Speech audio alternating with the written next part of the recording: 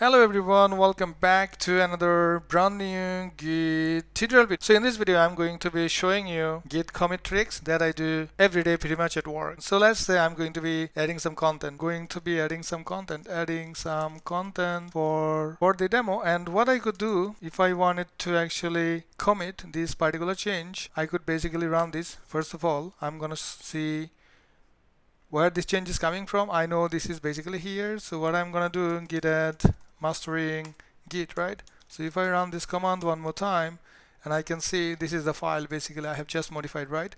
So if I wanted to commit, this is what I'm gonna do, git add -u. This is now in the staging area and I want to make a commit, so git commit -m. So you want to write the message, and let's say a dummy commit message. So this is what basically people do very often.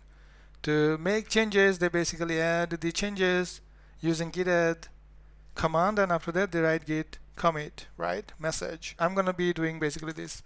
Okay, some more content, that should be enough.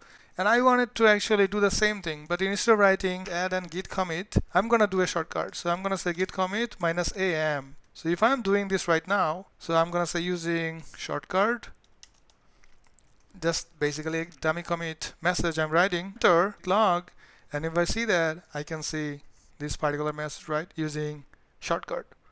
So this is how you can efficiently use Git. There are other ways. Actually, there is another way which I also do to make things a little bit more shorter, but that's for another day. So if you like this content, give it a thumbs up and talk to you soon. Thank you. Bye bye.